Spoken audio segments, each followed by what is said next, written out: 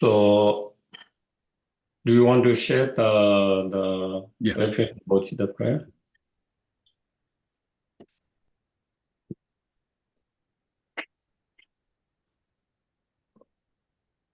I take refuge until I'm enlightened, the Buddha, the Dharma, and the Supreme Assembly. By my merits of listening to the Dharma, may I become a Buddha to benefit transmaterial beings. Sangye chodang soge sonam la changchu pado tane yapon se sagi shoshe kebe sonam dola penche sangye dobalash Sangye chodang soge sonam la changchu pado tane sagi shoshe kebe sonam ge dola penche sangye dobalash.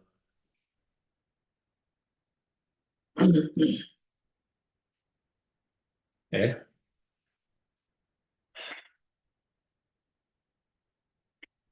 Um, Again, greeting and welcome everyone. And we can start with a short few moments by generating a good intention, motivation for being here. So we can think the purpose of my life is not only to be concerned with just myself,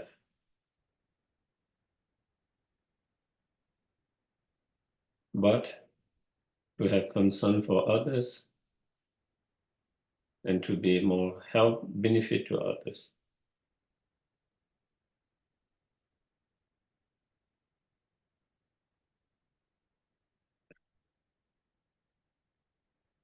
And the best way to benefit and help in the greatest way is to help them to free from their own afflictive emotions, obscurations,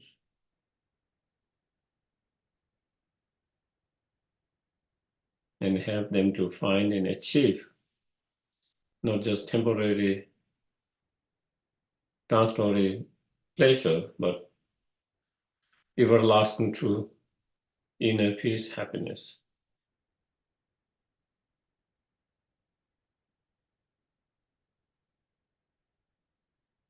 There's nothing more benefit and help that we can do than to be able to do that.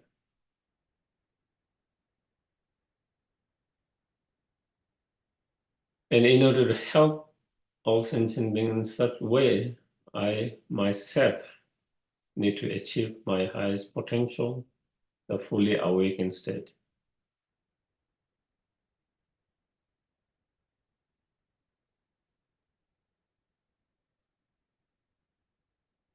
And in order to obtain this fully awakened state, I must engage in the practice of the bodhisattva practice and the path by cultivating true love, compassion, and the bodhicitta mind.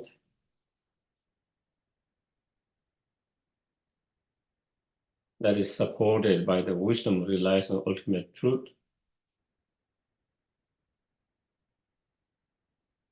And engage into all the bodhisattva practice such as 6 parameters or 10 parameters.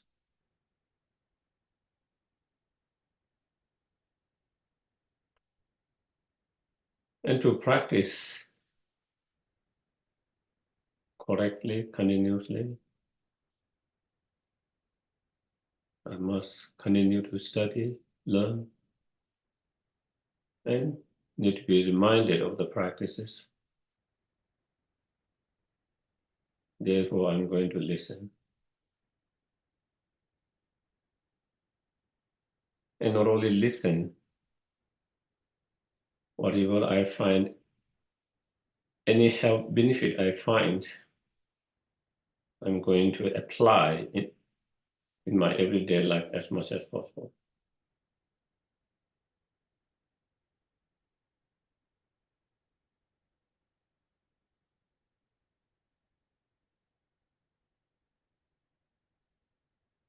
Okay. So again, welcome and thank you for joining. So we are in chapter 8 on chapter of meditations. And in order to have success in cultivating this meditative concentration or calm abiding, then we need to gather all the conducive conditions, external conducive condition, internal conducive conditions. And so the external conditions is, to find more quiet place to, in order to practice and meditate, you can practice meditate anywhere, anywhere in any environment. And even to improve certain level of concentrations, also we can do, but if someone is seriously wanting to achieve shamatha, calm abiding meditative concentration, then such quiet environment that is described by the author here and in all other masters is very important when you reach certain point where you are not just only trying to improve a little bit of concentration or improve meditation, but if you really want to achieve this particular realization of the shamatha, the karma abiding, then such quiet environment become extremely important. So that is where he is describing external conducive environment. And internal conducive environment is to quiet our busy mind. If we cannot quiet our busy mind, then you cannot really concentrate, and you cannot really develop that shamatha. And the reason why we cannot quiet our busy mind is because there's too many thoughts. And then he has been describing, in order to stop those thoughts, we have to reduce the attachment, craving for a lot of things. Because of the craving and attachments, then many other thoughts arises all the time. And because so many thoughts arises while we are trying to meditate, then our mind get distracted, and therefore, and in order to reduce those attachments and craving to different objects, families, friends, wealth, fame, reputation, and so forth, one, you have to understand the harm such attachment does to us. And secondly, we have to apply different meditation method to reduce those attachments. So I think we went through some of them, following the certain verses from that chapter. We finished up to verse number 29, and we are in verse number 30. And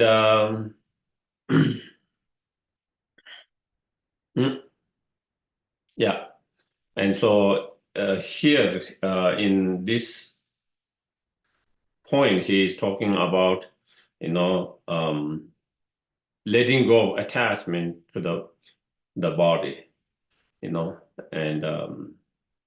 in verse number 30, he says, then because of its order, not even the foxes will come those to this body of mine. Those, I don't know, it must be close.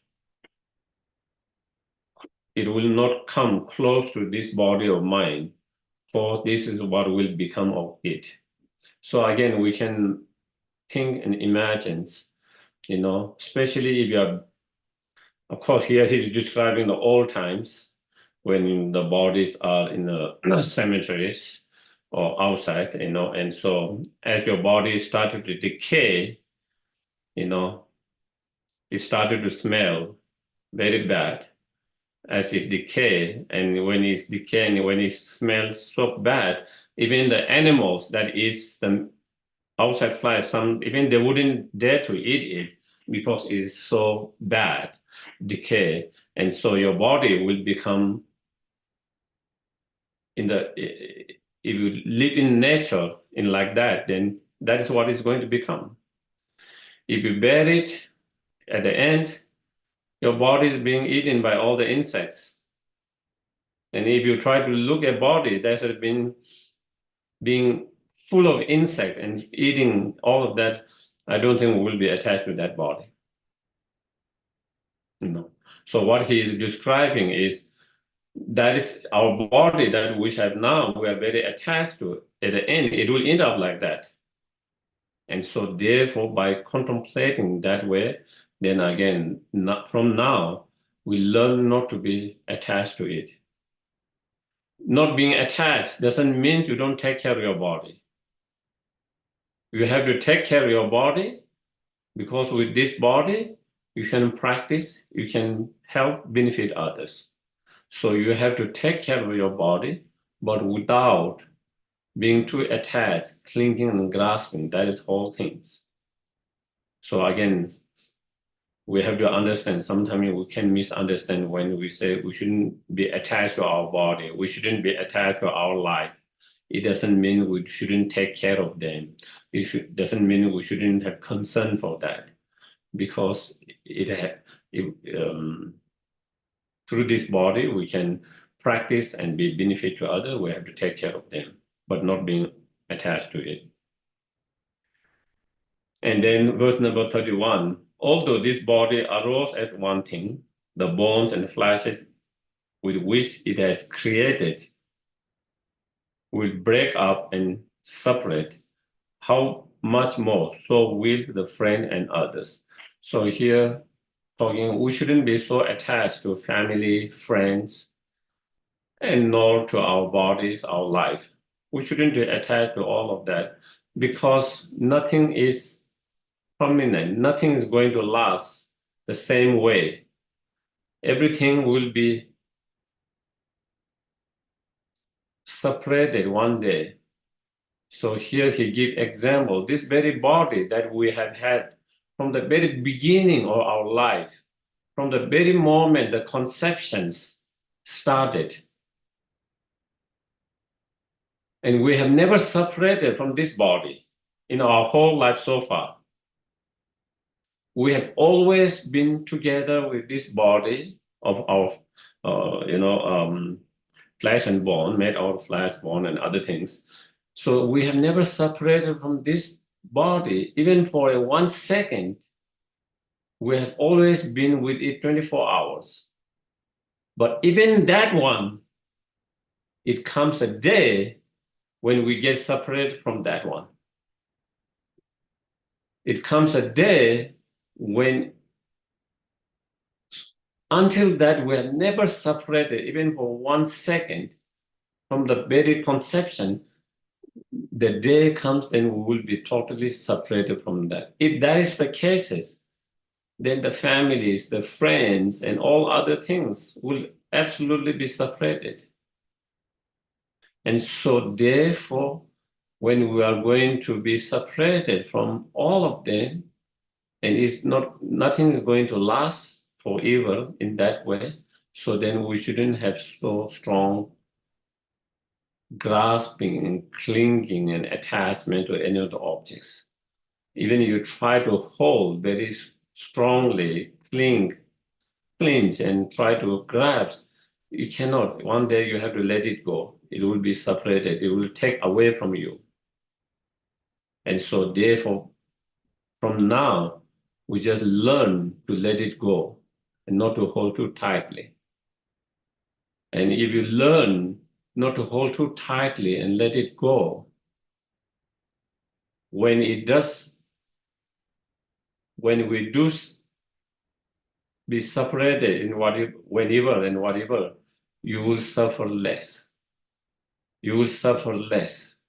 The more strongly, tightly grasping, clinging, and attachment you have, the more pain, more suffering it is when when the day comes, then when we have to be separated from them.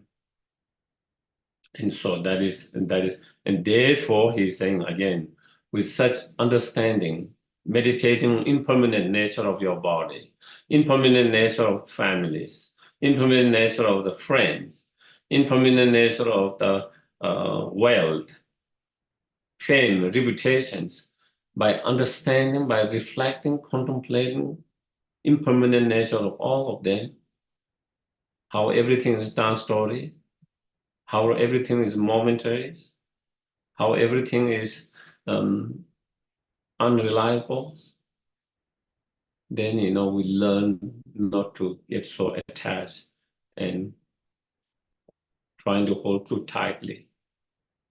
So that is where okay. And also verse number 32, at birth I was born alone, at the death too I shall die alone. As this pain cannot be shared by others, what use of obstacle making friends? So here he's saying again, when we come into the world, we come alone by ourselves, and when we die, when we leave this world, also we'll be living by ourselves. Even our families, friends want to go together with us. We cannot, we go by ourselves. We go by ourselves. They cannot come together. We go by ourselves, come alone ourselves, we die and go to the next, wherever we need to go by ourselves alone. That being the case, but all the cause of the pain, the negative karma that we create in relation to the friends and families, we have to experience that by ourselves alone. We cannot say, oh, I created this negative karma for my family, so therefore you will be exempted from that. Because I did this for my family, because this I did for my friend. It doesn't. It's negative karma. We experience the consequences of that. The consequences of negative karma, the pain, the sufferings, cannot be shared. We have to experience by ourselves, regardless of for whom you created. And so therefore, that being the case, then again, you shouldn't be too attached, because when you are too attached, we create more negative karma. When you are very attached, you are willing to do anything. That is what happens. When you're strongly attached to families or friends, sometimes when you're so strongly attached to them, then, we don't really kind of think properly. The attachment obscures our mind. And then being that obscurations, sometimes we cannot think properly. And then because of that, then we are willing to do so many things which are not wholesome, which are not good, even moral, ethical, and so forth. If you are less attached, then your mind will be less obscure, and you'll be able to think, should I do this? Shouldn't I do this? Even though my family asked me to do that, even though my friend asked me to do that, is it right for me to do or not? Is it ethical? Is it the right things? Is it a good thing to do or not? So we can actually have the ability and to be able to think, and then maybe when we think it is not right thing to do, then we don't.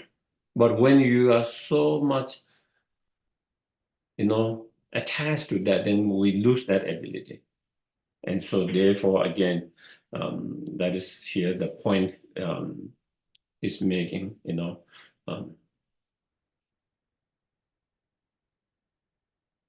if you are not so attached to them, then that wouldn't be a problem. But when you are so attached to them, then that becomes a problem. And therefore, again, um, with that understanding, again, one more reason why we should reduce the attachments. One more reason why we should reduce the attachments. There's so many hundreds of reasons why we shouldn't be so attached for our own well-being, for the well-being of others as well. Being attached is not only harmful for us, it is harmful to the person you are attached to. When we are attached so much, we become too obsessive and we try to control the other persons because of your attachments, because you don't want to lose them and you want to impress them and everything's because of that, then not only it harm you, you also harm them because you become too controlling freak, and you become too obsessive. And nobody wants to be too controlled by someone else, no matter how much they love you, too controlling and too possessive, you know.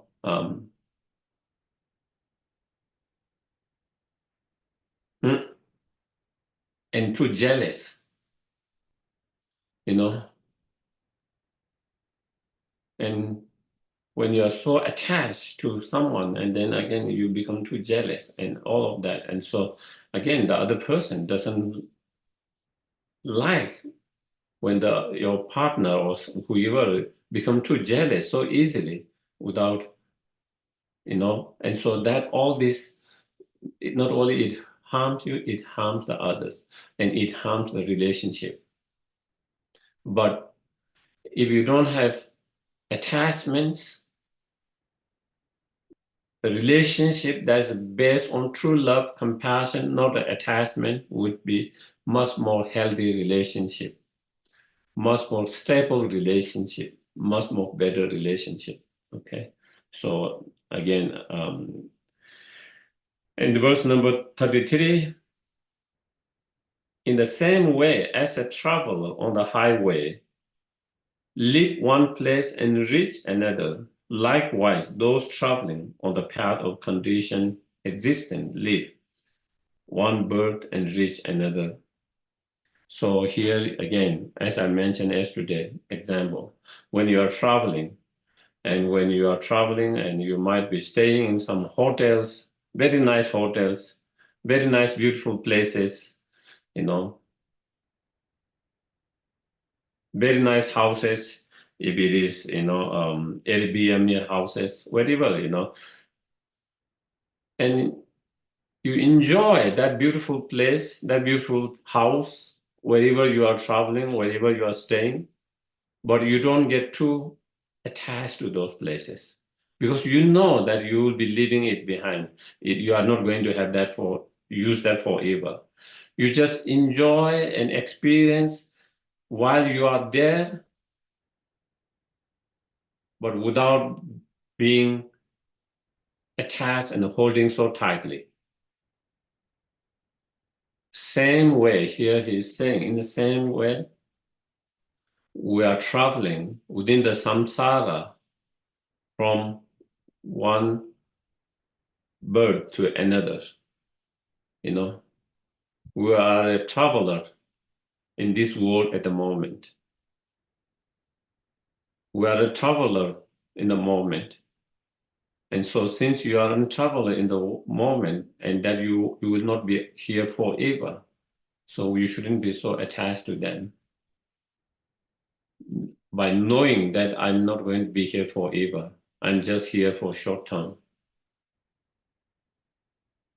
And therefore, I shouldn't, be so obsessed and so attached and to cling and grasp so tightly, So again, And again, as His Holiness, another in relation to this, it just reminds me something. One of the His Holiness Dalai Lama's message is that by knowing that we are just in this world, is this planet, a traveler for a very short time, we shouldn't be destroying the planet.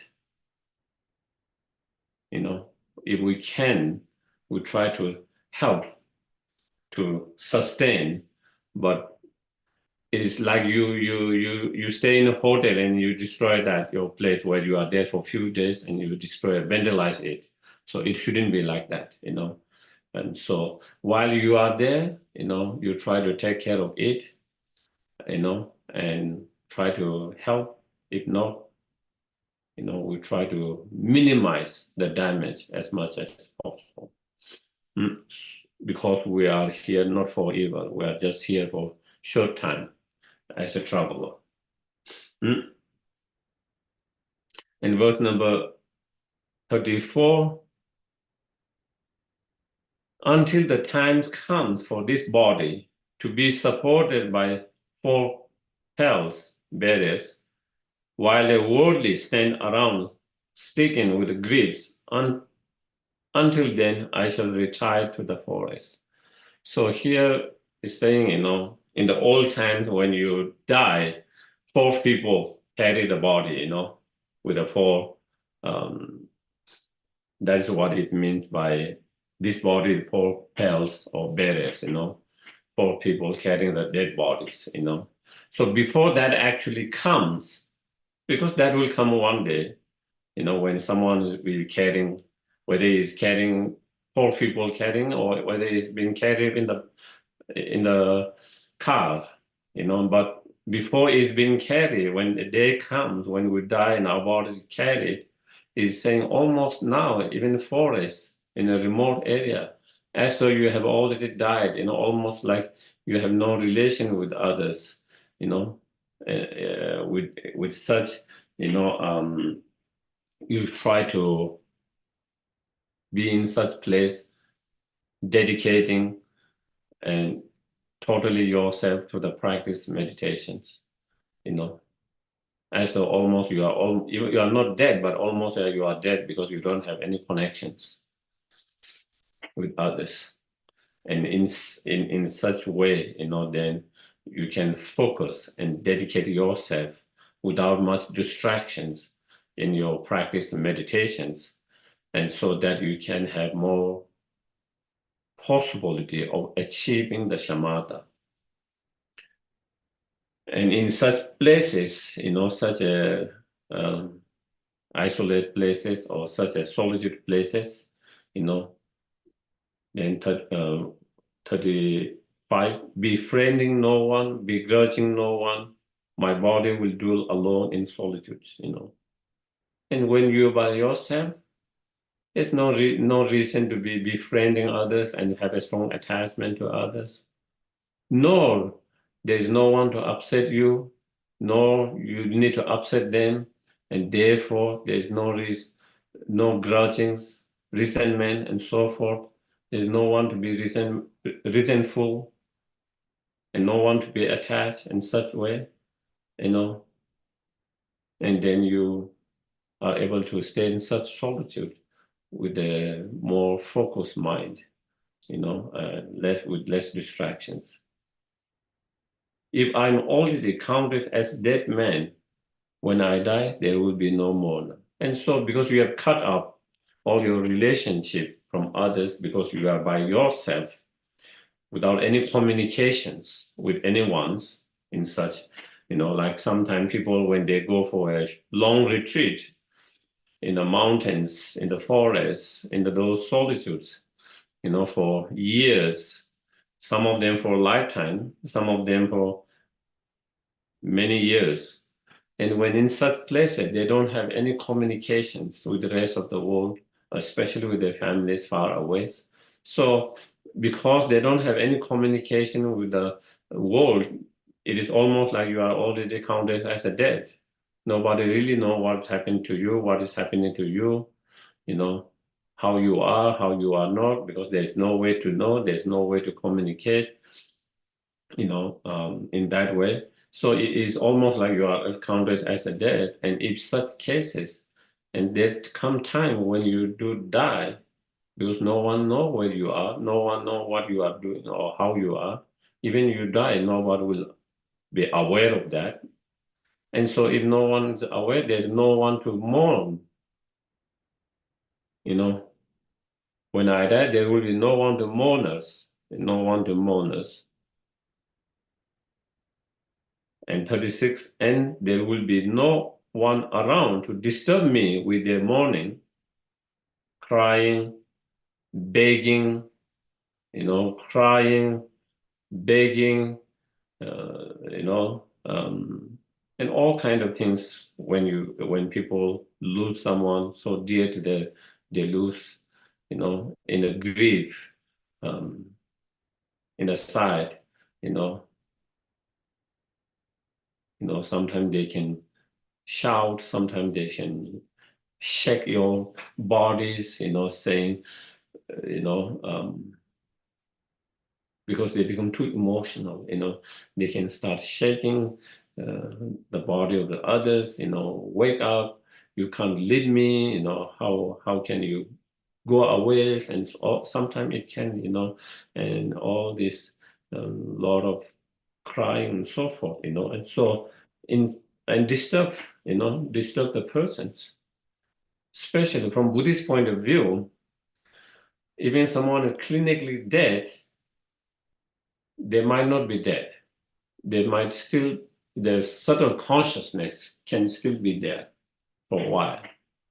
So clinically dead, but their more subtle consciousness can be there. And when we do that, then it can disturb their mental state, And so again, when there is no one there, then there's no one to disturb while you are dying and after the death. And while you're dying, because there is no one to disturb you with that kind of mourning and so forth, thus there will be no one to distract me from my recollection of the Buddhas. And so if you are trying to meditate, thinking of the Buddhas while you are dying, or whatever other object it could be, you are meditating on emptiness while you are dying. You could be meditating on, bodhisattva while you are dying. You could be meditating on, to the two stages of the path in the Vajrayana practice, or you could be meditating on, recollecting and cultivating a devotion to your guru or the Buddha, Dhamma, Sangha, whatever. So whatever practitioner is trying to meditate at last moment when they are dying, if there are people around crying, mourning, and you hear that, then it disturbs your mind. You hear them, it disturbs your mind, because they are sad, because they are mourning, because they are crying, it makes you more sad. It bring your emotions, it make you sad.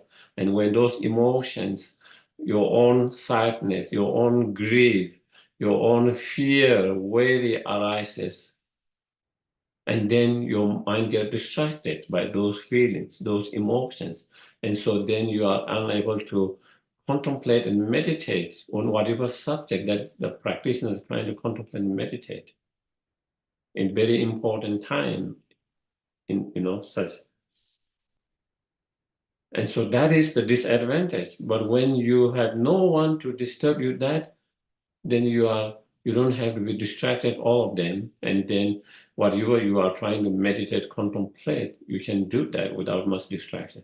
That is the advantage of being alone in such environment.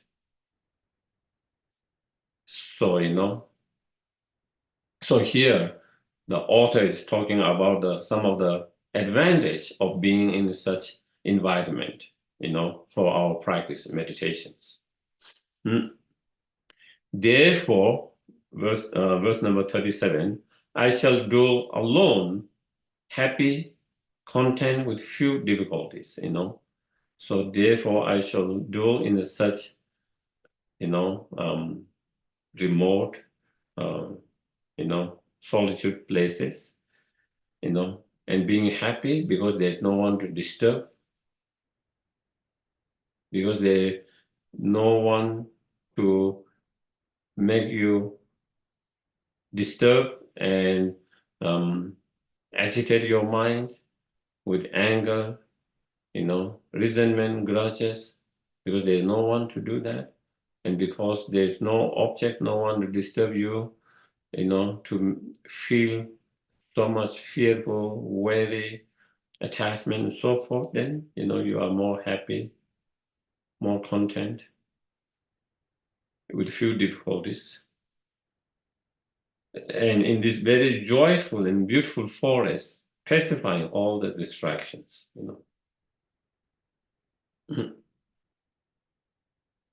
and in such very joyful and beautiful, nice mountain, forest, uh, desert, whatever that environment is, and totally dedicating, contemplating on your meditation, without much distractions, and by pacifying all those distractions, and so to be able to focus, contemplate better and more. And then verse number 38, having given all the other intentions. So, having given all the intentions or conceptions, disturbing minds, such as attachments, anger, jealousies, sense of arrogance, and so forth, giving up all of those thoughts, being motivated by only one thought, and being motivated only one thought of the bodhisattva mind, to be greatest help and benefit to all sentient beings. And the wish to achieve enlightenment in order to be greatest help and benefit to all sentient beings. Being motivated by only one thought, that motivations, or the bodhisattva motivations. Out of motivated that one thought of bodhisattva mind, I shall start to settle my mind in equipoise. By the means of karma abidings, and to subdue it with a superior insight. And so with that motivation, then you totally put all your effort, in your practice, meditation, equipoise, to develop that karma abiding shamatha mind. Having cultivated that karma abiding shamatha mind, then developing a special insight, the wisdom, and having, through the cultivations of the karma abiding special insight, the wisdom, then to be able to cut all the negative disturbing conception from the very root of it,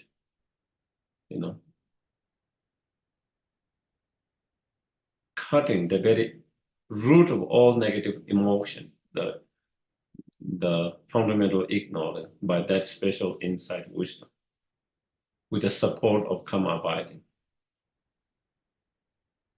Then once you cut the very root of all those afflictive emotions, the fundamental ignorance, then there is no more negative emotions such as attachment, anger, jealousy, pride arising due to that fundamental ignorance. And when there is no more of those disturbing mind, your mind is much calm, peaceful, joyful. And also there is no fear, worry, anxiety, all of that because of those negative emotions. And so your mind is much more calm, peaceful, and also it helps your physical well-being, not only emotional well-being, physical well-beings as well. Not only that, you stop creating negative karma, there's no more negative karma to create it. And when there's no more negative karma being created, there's no more suffering to be experienced because of those negative karma. Thereby ending the suffering permanently, not temporarily, momentarily, but ending the suffering permanently, ending the, yeah, okay. In verse number 39, both in this world and the next, desire or the attachment gives rise to great misfortune, so many pain, suffering, misfortune to oneself and others, which the author already explained so many of them. In this life, killing, bondage, and flaying, and in next existing of the hell or lower ends, So due to attachments, people kill others, kill themselves, you know, due to attachments, you know, people fight others or fight themselves and so forth, so that is what happened. And then from verse number 40, I'm not going to read all of them because I think many of them or most of them are more related to the culture and the time at that time, in societies. It's more kind of, it might not be as so much applicable for us at this point, and also as much relevant. Some of them describing about,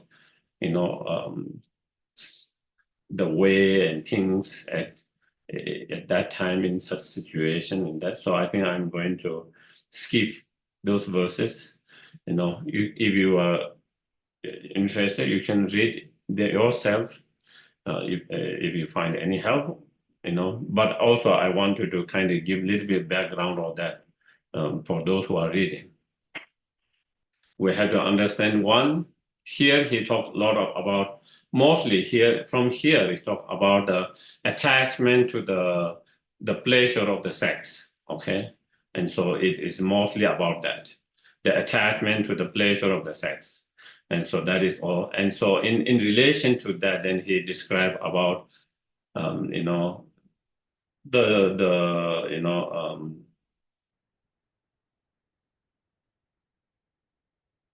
impurity or uncleanness of the object of attachments.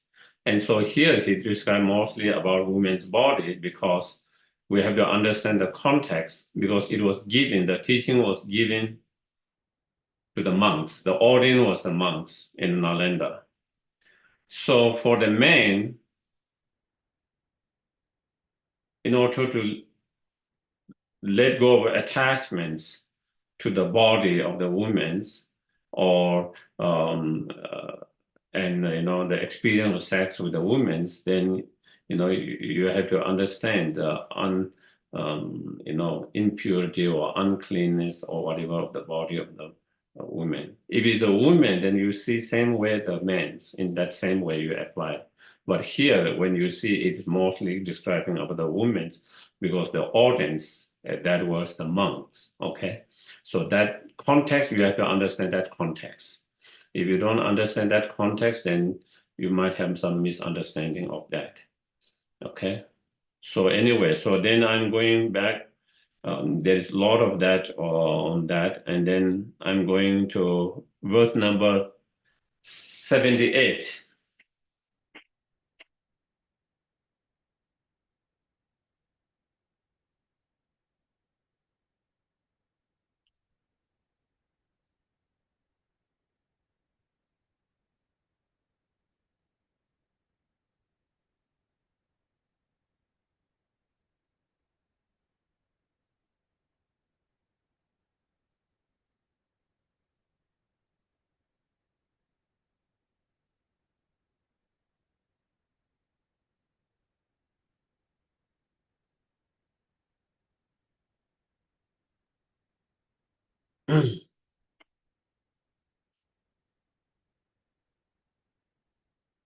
So 78, I think probably you have the verse 78, where it says some lustful peoples, so those who have a lot of strong attachments, very strong attachments, lustful people, even cut their bodies, you know. Others impale themselves on the point of sticks.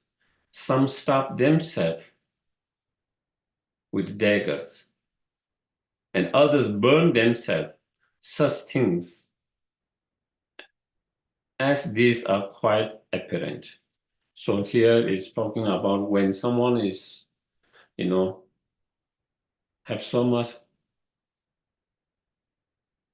lust or attachments, uncontrollable attachments, and when they don't get the objects that they are attached, when they cannot get the object they are so attached to, then that can end up like that. And we see that very often in the news. And of course, there are a lot of movies as well, because the movies were made on a lot of from what happens in real life. And also you hear a lot of things in the news as well. Sometimes they are deeply loved, someone is deeply loved with someone with such attachment, deeply loved, and then maybe the other person leave them or they get separated and one is not willing to let it go, and because of there's such a strong lust or strong attachments, and they are holding so tightly to the others, and they are not in a situation to let it go, and they feel so pain and grief and sad by that. Someone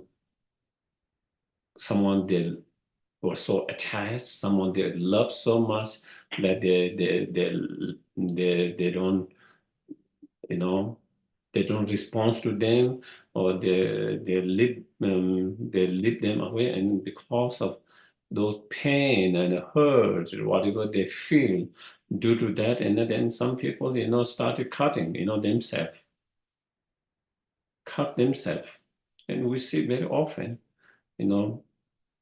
I was watching some news or some interviews, and how people, when their boyfriend or girlfriend that they are so attached to, that they love so much, when they left them, or when they cheated them, or when and they become so upset and hurt and pain, and then they started cutting themselves, and some of them hang themselves, take their life, because they feel,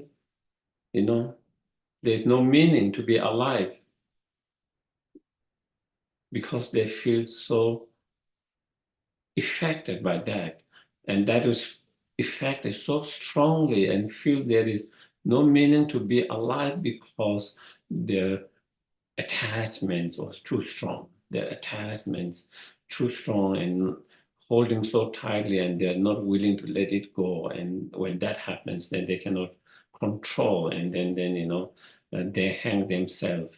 They take poisons and other forms of substance to take their own life. These are something very obvious that we see. Of course, Shantideva explained here, it was happening in that time. It continues to happen now. And so basically, as long as we have strong attachment, then it just happens, continue to happen, And so that is how harmful it can be, the strong attachments, that it become cause to take your own life. It become cause to, cut yourself and go through so much pain and all of that, and even take your life in such situations.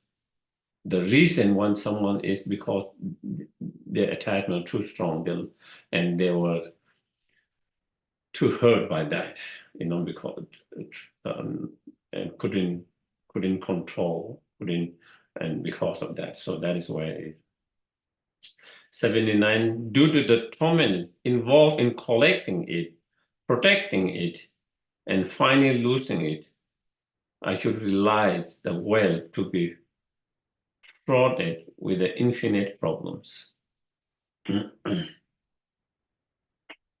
So again, if we really contemplate, you know, when you are so attached to wealth, when you are so attached to the wealth, first, there is a lot of pain, sufferings involved in accumulating, collecting the wealth, to accumulate and to amass and to collect wealth, we go through so much hardship. We go through so much hardship. We are willing to go through so much hardship. Sometimes we work 17 hours, 18 hours with very little sleep. Sometimes we work even when you are not feeling well for that. We give up our enjoyment so that we can amass and collect and accumulate those wealth. We give up all, and there's so much also fear and worry, whether I will be able to collect, whether I will be able to achieve, whether I will be able to, accumulate, and what I'm trying to accumulate, there's fear, worry. So that is at the very beginning when we are collecting and accumulating the wealth. And then once we accumulate it, collect it, as I mentioned yesterday, the pain and suffering doesn't stop there. Now we have to protect it. Now we have to protect it. Again, So when you have attachment to that, when you have strong attachment to that, at the very beginning, when you're trying to accumulate it, the more stronger attachment, the more fear and worry you have of whether you will be able to accumulate or not, whether you will be able to achieve it or not. You have more fear and worry about that. Less attachment, then you have less fear and worry of being able to achieve it or not. You just try to accumulate, you just try to achieve it, but without less fear and worry. But when you have more attachment, then you have more fear and worry about that, whether you will be able to do that or not.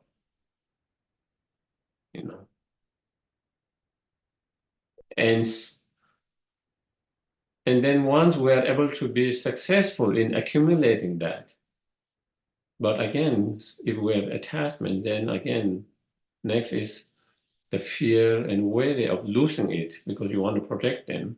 And then there is again always kind of fear and worry whether I lose what I have. The fear and worry of losing what you have. And again, all the hardship that we go through in order to protect it. Again, all the hardship we go through. First, all the hardship we go through to accumulate it, and then once we have accumulated it, again, we have to go through a lot of hardship to protect it so that we don't lose it.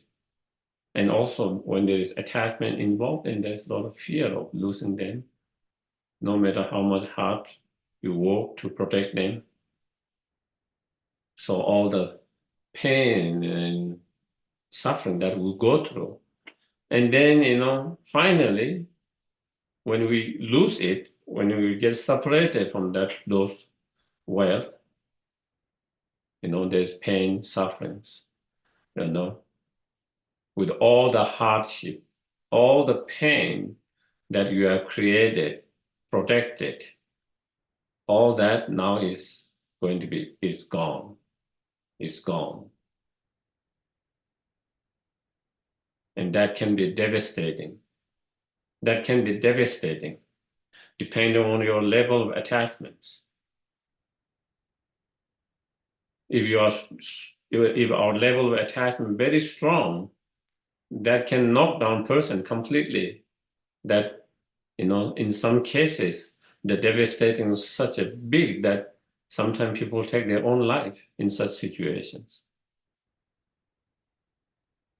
And even you don't take your life, it's so devastating for some people. Emotionally, they are knocked down in their life. They lose any kind of, it become almost like dead body, It end up a lot of people in that, because they are so devastated by that great loss, never being able to come out of that situations, never fully recover from that. And so again, those are the suffering that we go through so much when we have strong attachment. If you don't have strong attachments, you wouldn't have so much fear, worry when you are trying to accumulate MS. You wouldn't have so much fear and worry when you are trying to protect. Even you cannot MS so much, you will be not too devastated. Even you cannot protect, you will be not too devastated.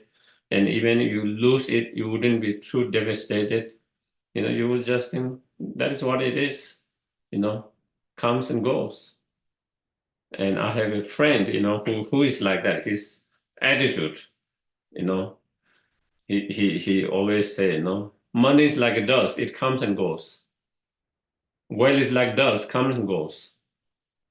Sometimes it comes and I have more, and sometimes it goes, I don't have. That kind of attitude,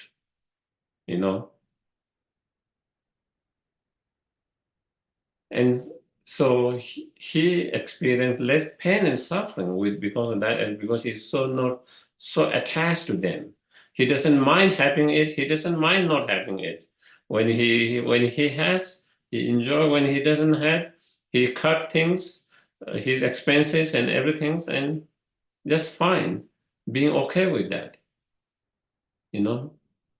And so that is that kind of, when you are not so attached, you could have that kind of attitude. And when you have that kind of attitude, then you are quite happy when you have, whether you have, you don't have, whether you have a lot, whether you have less, you just kind of manage, you just kind of adjust your living situation standard according to that. And so I think, yeah. And so here is that those who are distracted by their attachment to it have no opportunity to gain freedom from the miseries of the condition existing. Yeah. So when you are so attached to all those different things,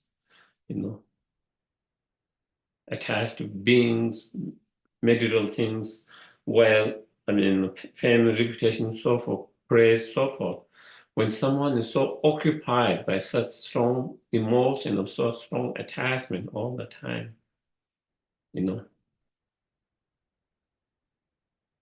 then, they are constantly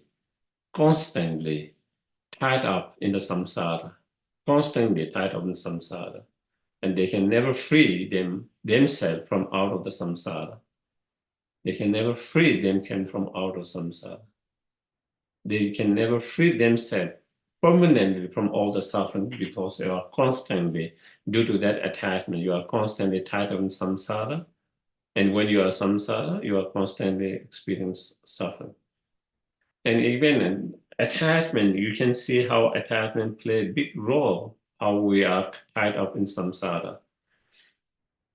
If we look from 12 dependent link, of course, at the very beginning, the fundamental motivation ignorance, then due to that ignorance, then anger attachment arises, and due to or other contaminated mind, and due to that, then we create the actions, and then the imprints left in your mind, and so on. And then in order that contaminated seed, whether it's a negative karmic seed or whether it's a positive but contaminated contaminated karmic seed. In order that karmic seed to produce a result of next rebirth, it has to be activated. And what activates that karmic seed is the eight, the craving and grasping. Craving, the 8 and 9, the grasping. And both of them are attachments.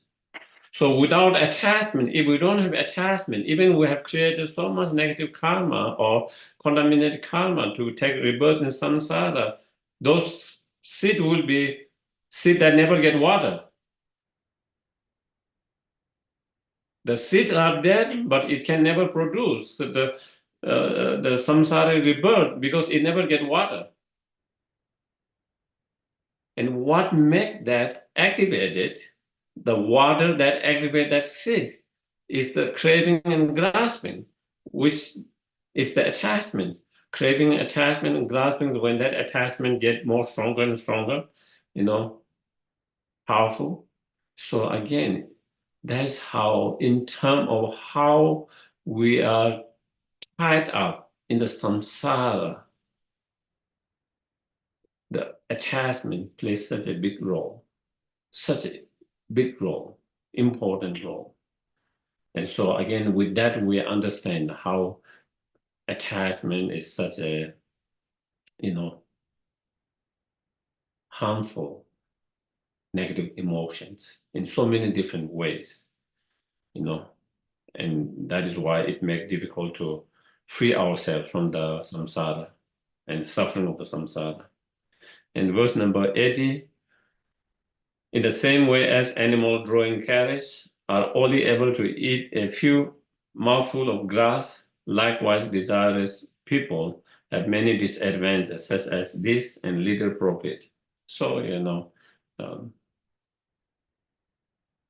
just giving an example, those animals being used by human beings, for domesticated, for transportations, So because they are constantly carrying and they just have, and sometimes when they get opportunity, when they see a grass little bit, they stop there to eat little bit grass, but then they will be pushed away. They cannot stay and eat, There's, and you see that in many places still where the animals are being used as a transportations, and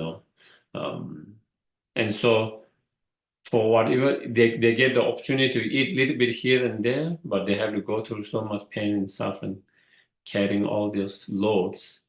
And sometimes, a lot of time, the owner, they don't treat them so well, because they use them to make money, to profit. And so they don't really pay so much attention for the well-being of those animals. And so, so they suffer so much. And even though they might get little food, grass, feed a little bit, but the suffering they experience much more than how much they are taken care of. So similarly, here is saying, when we follow the attachment, if we don't give up attachment, if we don't try to reduce attachments, but instead we follow attachments, then, even though at the very beginning, even though it might seem that attachment give us some pleasure, a little bit of pleasure, like the profit, even though it seems like we are getting something, but in long term, it gives you more pain and more sufferings. So if you have to compare whatever small pleasure it gives and the damage, the harm, the suffering it gives, there's no comparison. So that is what here is saying. And it's true, it is true. And in the many of the Buddha's teaching, Buddha give many different examples of that. One of the examples that you probably you have heard many times, is like honey on the, honey on the blade, and so there is a honey on the blade, and when you lick the honey, it is sweet, nice, but because it's blade inside, it will cut your tongue. So that is what attachments Buddha gave example of that. One of the example. At the very beginning, out of attachment, when you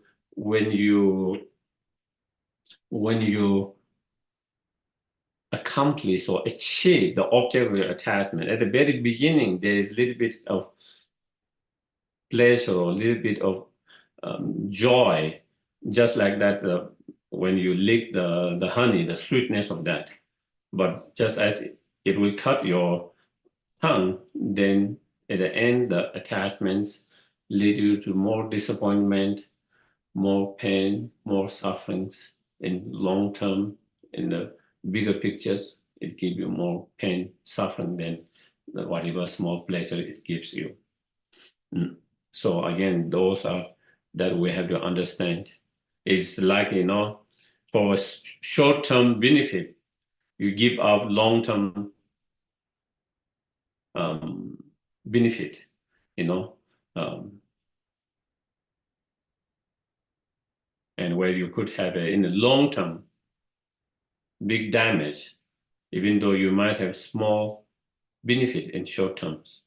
Similarly, and since since even the animal can obtain this little profit, those who are pained by their previous actions waste their leisure and endowment so difficult to find for sake of something trivial that is not so case. So basically, he's saying, that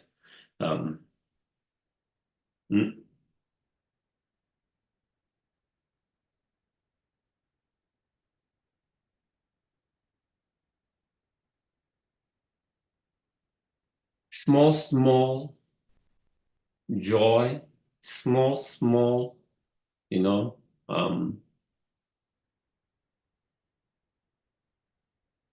happiness, or I don't know, even I want to use the happiness, pleasures, those not only we can achieve, as he said, even the animal are able to achieve. Not only animals, even like that's the example of, even they are able to achieve. And so therefore, here he's saying we shouldn't waste our life just to achieve those kind of temporary, samsaric, unreliable, small pleasures. And thereby running after them, being attached to them, running after them, we lose great opportunity. That as a human beings, with the leisure and endowment with this human precious life, we have so much potential. We have so much potential to achieve. We have so much potential. We have the potential to achieve true everlasting happiness, true inner peace. Everlasting is not temporary, transitory, like at the moment, the samsaric pleasure, but something that you can achieve. Everlasting, true inner peace, inner joy, inner happiness, we have that potential. And not only we have that potential, we have the potential to become fully awakened, and we have potential to be such a greatest benefit and help to others. And when we get attached to those small samsaric pleasures, small those things, we were so attached to that, we get distracted with that, then we lose this opportunity to achieve something bigger and better. And thereby being our life with so much potential being wasted or unutilized. And so here is, and that is what it is such a great loss. It's a great loss for yourself. It's a great loss for the world. Because if you have able to achieve that, you can be great service to the world, great service to other sentient beings. And that is lost. Such a great opportunity for others and yourself lost because we haven't been able to utilize it properly, because we get too distracted to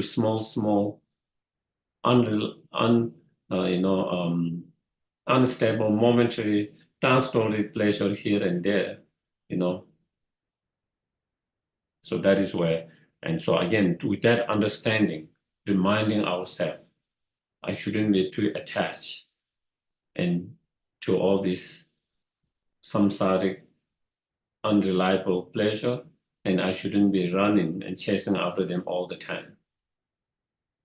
Instead, I should utilize this my precious human life to achieve something more greater that can be much more benefit to others and myself than just that. And 82, the object of desire will suddenly perish because they're impermanent, because the nature of those objects are impermanent. So they will one day perish, decay, disintegrate. And then I shall fall into a hellish states, But due to the negative karma that I've created, due to this attachments, and due to that negative karma, then again, I will experience all these sufferings, such a hellish state of suffering and so forth. But Buddhahood itself is attained with just 1 million of difficulties. And so here it says, how much hardship we put to create negative karma and to experience such a hellish state. If we can put a little bit of effort, even just one small of less small than that one to achieve enlightenment, we would have achieved enlightenment, that will say. We are not putting even a very small amount of time, energies to achieve Buddhahood for how much effort we put to these samsaric things and samsaric pleasures, and which become cause of, due to attachment, which become cause for, sufferings. And it is true, Every day, if we try to contemplate 24 hours, how much effort we put for what, and how much effort we put for the true practice of the Dharma, we can see that. Involved in continually exhausting myself for the sake of what is not very great, because those objects of desire or attachments are, not true happiness. They cannot produce true happiness.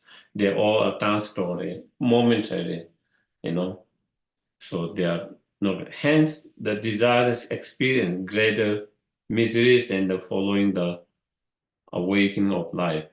But for them, there is no awakening. So we here, we are willing to go through so much suffering. We are willing to go through so much pain and suffering in order to achieve the object of our desire, our attachments. We are willing to go through so much pain, sufferings, challenges, hardship, difficulties in order to achieve the object of our desire, which is transitory, momentary. On the other hand, we are unwilling to we are not willing to go through such hardship, same level of hardship, same level of pain and sufferings, challenges, difficulty to achieve everlasting true happiness. Everlasting true happiness. Fully awakened state, So even though we put so much effort, go through so much hardship and pain and suffering to achieve the object of your attachments, but you cannot achieve everlasting happiness, fully awakened state.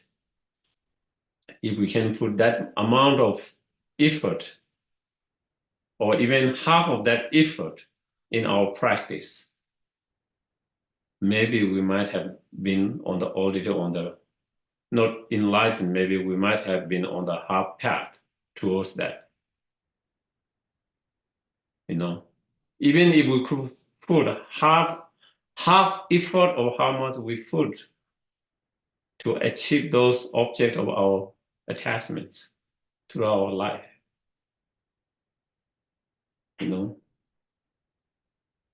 Normally we don't reflect and contemplate, but actually when we go to this verse and if we really think it, it's so true, and it is something for us to really reflect, something to really look more deeply and really think more deeply, because he does have a lot of points, valid points that he point out here,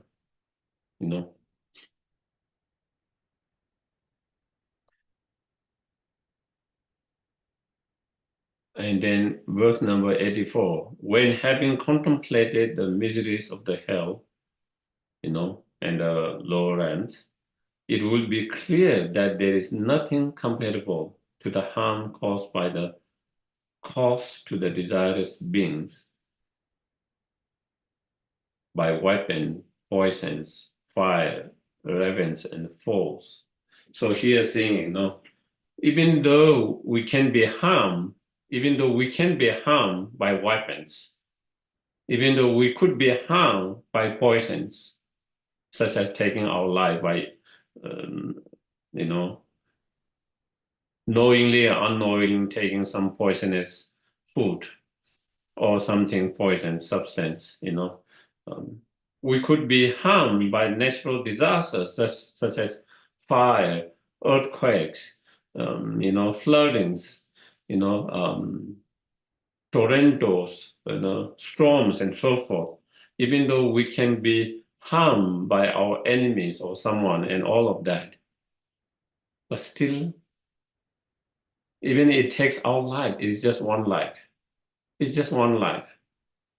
Due to those, that worst harm they did is that it took our life, one life. But the harm that is done by the attachments is not just one lifetime, many, many lifetimes. Many, many lifetimes. It destroys the very heart of the liberations. It destroys the very root of the true inner peace, liberations, enlightenment. So compared to that, when you compare the harm and damage that is done by the attachment or the desire or the craving, and the harm it is done by all these weapons, poisons, enemy, and so forth, when you compare the damage, the harm done by attachment is 100,000 times bigger, worse.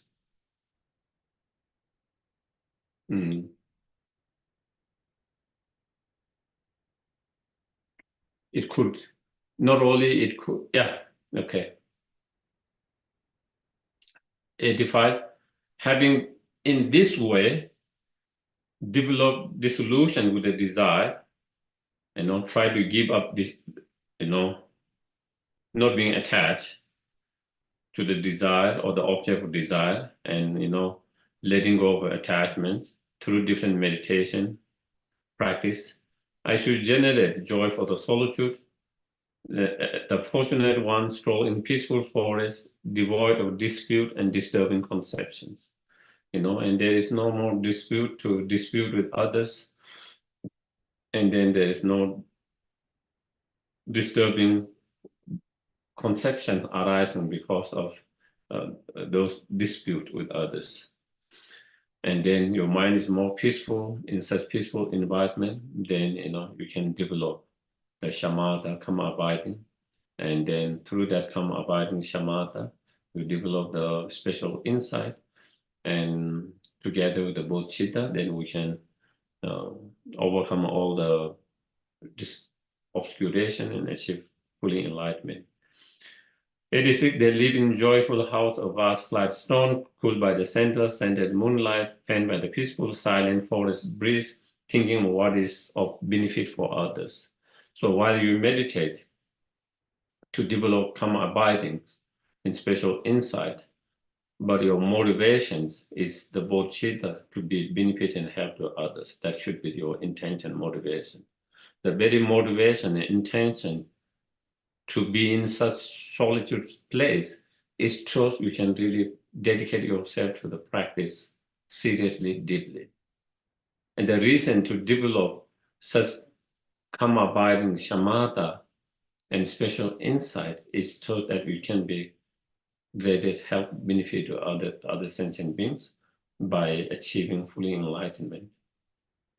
And so the motivation should be that thinking of what is to benefit others. The motivation always for your practice meditation. The reason for your engage in such meditation practice is so that you can be more help benefit in the futures. They do for as long as they wish in empty house at the feet of trees and in caves at different practitioners at different places, having abandoned the pain of clinging to and guarding the positions without any attachment to positions or any other friends, families, reputation, and so on. They abide independent, free of care, living as they choose, desireless, having no tie with anyone. Even the powerful have difficult finding a life as happy and content as this. So I think I will stop here. And from verse number 89, then it comes the core subject of this text. That is where, so he talked about meditation. So now talk about the object of meditation. What is the object of meditation?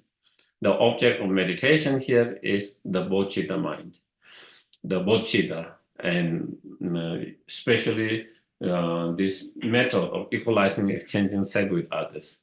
And from 89, then it starts this bodhisattva meditation or practice on bodhisattva, on equalizing, exchanging self with others.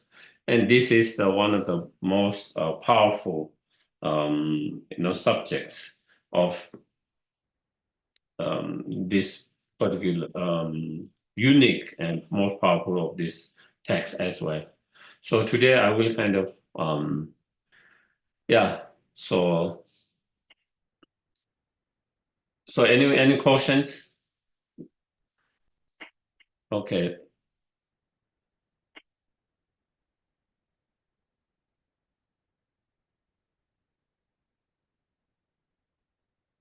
Any questions anyone has? If anyone has questions, please feel free to ask. We still have a couple of minutes. Then I need to go because we have class at our center.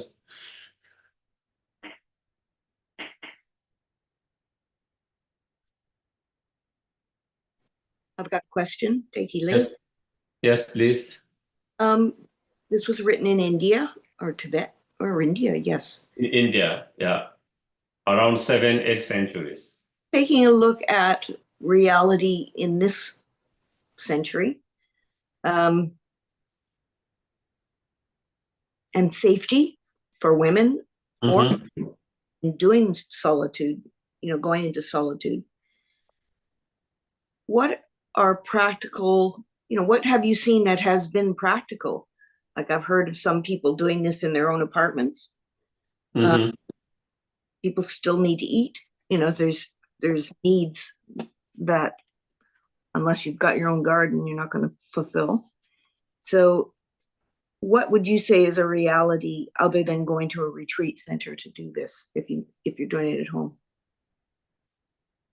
Yeah, I think even though either Shantideva, Nagarjunas, all the masters encourage, recommend us to go in solitude like that, but in reality, it is not so easy. not only for lay family peoples, even for monks, nuns, sometimes it's not easy, like there are a lot of monks, nuns who want to go and do solitude and that, but the monastery, the teachers say, oh no, you have to be in the monastery, you have to teach them, you have to take care of the monasteries, you have to run it, we need people to run. So, sometimes they become more busy than family life sometimes, I have some monks who have wanting to do for long 20, 30 years and never got a permit to do that because the monastery needed them.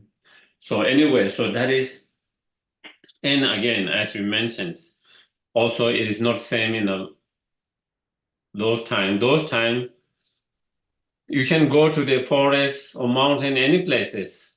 Now everything is privatized. This belong to state, this belong to federal, this belong to private, and you cannot just go and do meditation, whether it's a cave, whether it's a mountain. Many places around the world, you need a special permit, or you might never get a permit. So it is, even from that perspective, it's not as easy as it used to be when it is such open, and because also there was less of people and less government rules and all of that, so that is one thing. And then definitely, one can definitely do in apartments. One of the key things is that when we do in our house, apartment, whatever we do, try to find a place where it is a little bit more quieter, less distractions. So I think because we can always see, certain neighborhood in certain areas is more loud, a lot of things more happening, and certain neighborhoods, certain area is much more quieter. Sometimes it also depends on your neighbors.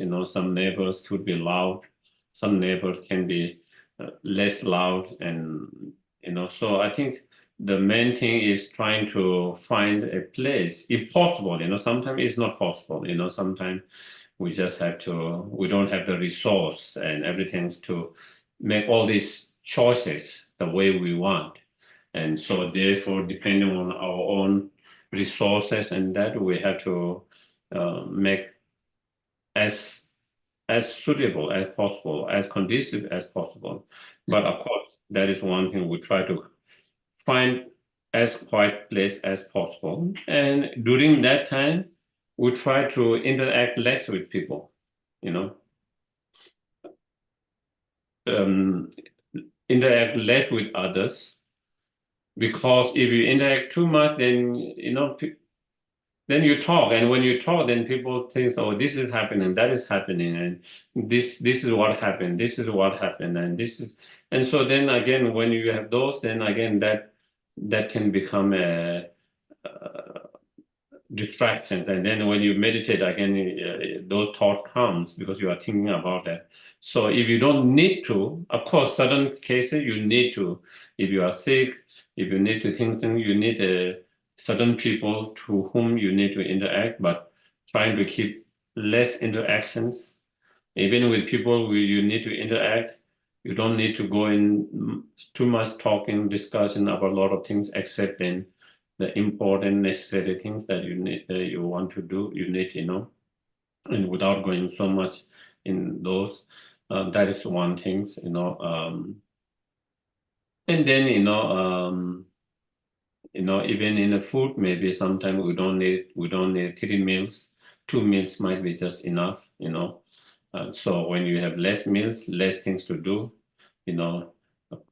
cooking or preparing, and then after that washing, all of that take a lot of times, and so I think those are the certain things that we can take in considerations, and then one can do in one's own house, apartments. And again, it's not impossible to achieve, if there's shamatha or any other spiritual realizations in such environment. You know, it depending on what kind of noise and environment.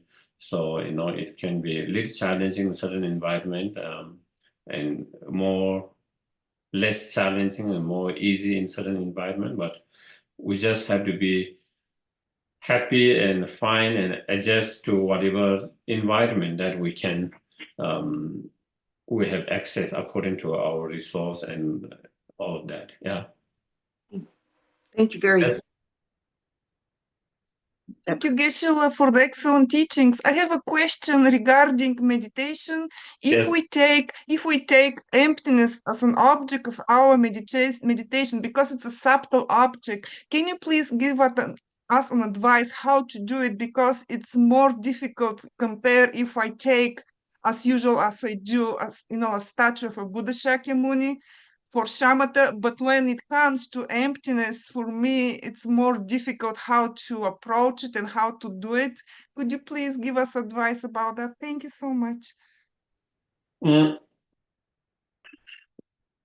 Yes, as we mentioned, definitely it's much more difficult to use the emptiness as the object of the shamatha.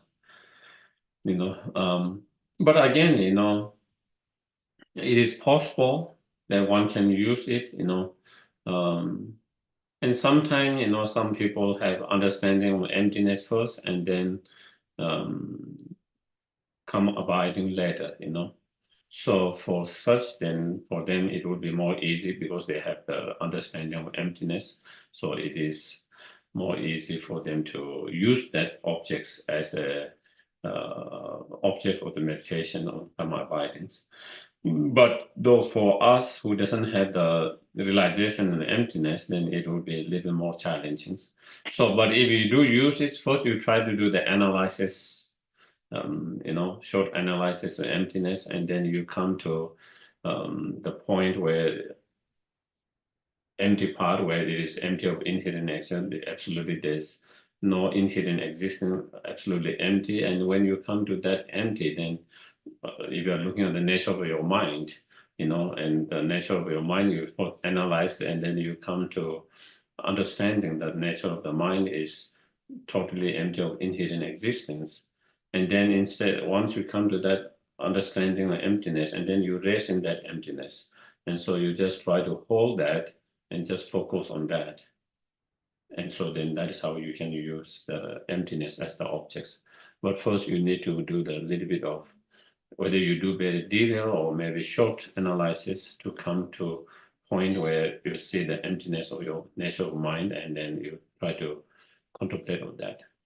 Okay, so maybe if we can do the dedications. Someone's knocking my house, coming to pick me up. We can do that. Yeah, you want to do that? Maybe we can do the dedications.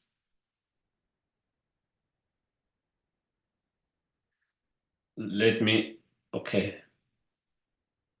May all beings everywhere plagued by the suffering of body and mind obtain an ocean of happiness and joy by virtues of my merit. May no living creature suffer, commit evil, or evil fall ill. May no one be afraid and be leader with mind weighed down by depressions. May the blind see form and the deaf hear sound. May those whose bodies are worn with toil be restored, finding repose. May the naked find clothing, hungry find food. May the thirsty find water and delicious drink. May the poor find wealth, those who with sorrow find joy. May the forlorn find hope, constant happiness, and prosperity. May there be timely rain and bountiful harvest. May all medicine be effective and wholesome prayer bear fruit. May all who are sick and ill quickly be free from their ailment, whatever disease they are in the world, may they never occur again.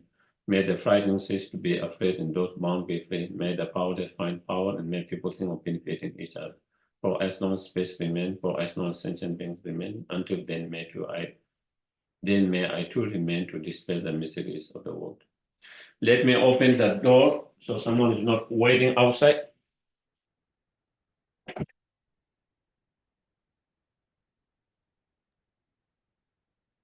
Hello? Dave, your sound is off. the two places. Protector of the beings in the land, protector of beings in the teachings in the land of snows, who makes the path that unifies emptiness and compassion ever more clear. To Tenzin Gyatso, holder of lotus, I make requests. May the aim of your wishes be spontaneously fulfilled.